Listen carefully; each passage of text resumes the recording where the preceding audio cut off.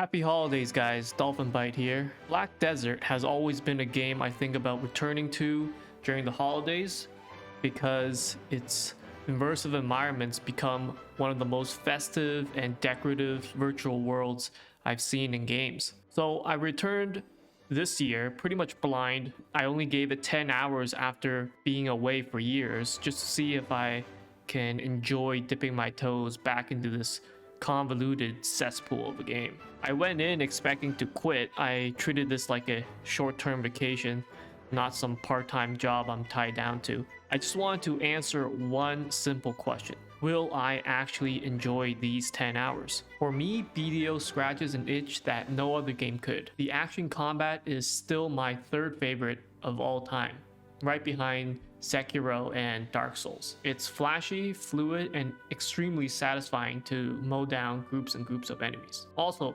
the open world is in a league of its own.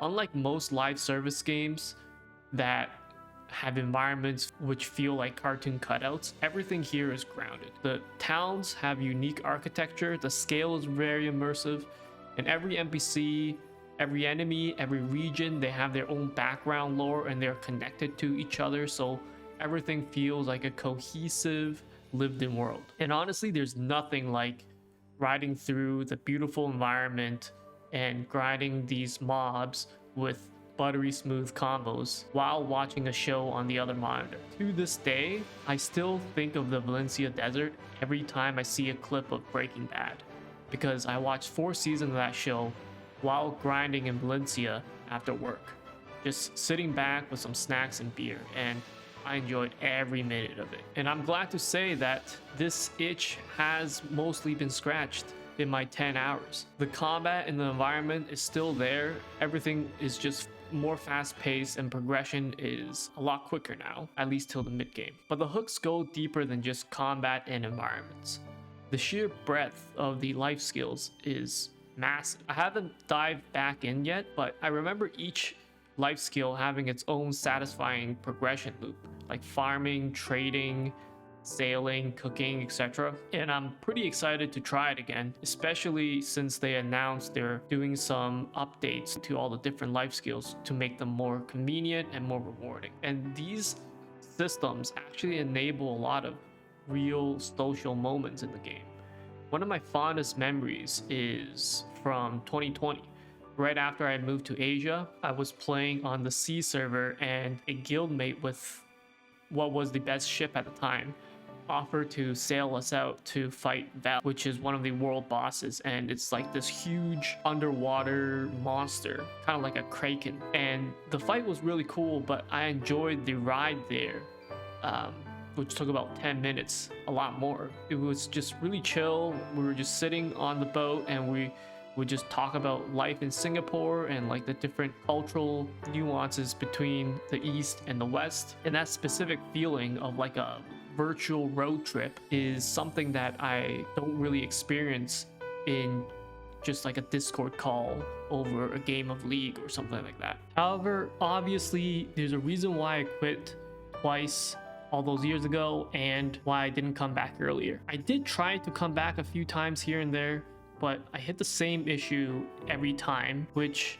is the clutter of items, screaming UI, and all the different quest lines that pull you in 10 different directions. And I'm glad to say that the game has improved somewhat in this area, but there's still a lot of room for improvement. So for example, the enhancement materials used to be divided between armor and weapon, and now there's just one item that enhances both. And there's also a new inventory tab that's shared amongst all your characters for just the items that help with enhancement. So that's the Blackstones themselves and other enhancement chance related stuff like Valk's Cry and whatnot. And maybe I'm misremembering, but I feel like the tooltips for each item is a lot more useful now.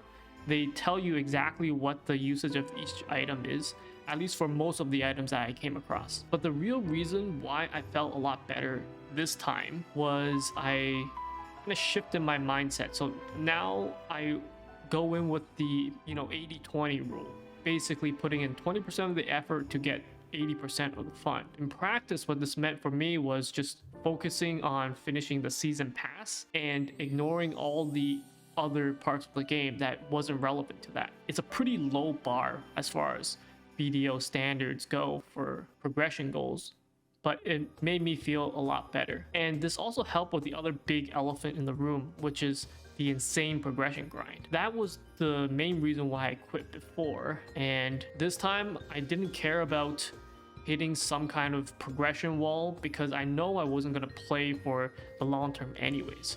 So I just stopped optimizing for progression per hour and started optimizing for enjoyment per hour. And honestly, that helped relieve a lot of the stress and pressure that I felt before when playing this game. For example, when I'm leveling up my seasonal character, instead of looking up and following some kind of guide on the most optimal grind spots, I just visited the grind spots that I had a lot of nostalgia for. For example, the Helms place. I know that's probably not one of the more optimal places to grind for levels, but I went there anyways because I just had a lot of good memories there. After wrapping up my 10 hours and leveling 2 seasonal characters, I decided to go on YouTube and check out the community discourse on the game, and damn, everyone is so negative. There seems to be a lot of doom posting, and the main points I got were that the grind is dead and everything is time gated behind some kind of weekly cap, and there's no more group play anymore. It's just people AFK fishing, and that's kind of sad to hear, to be honest, especially the group play part, because some of my favorite memories of this game was from the social aspects. But I feel like my 10 hours kind of stand on its own. I never actually hit any kind of weekly cap, nor did I play long enough to even know what that is.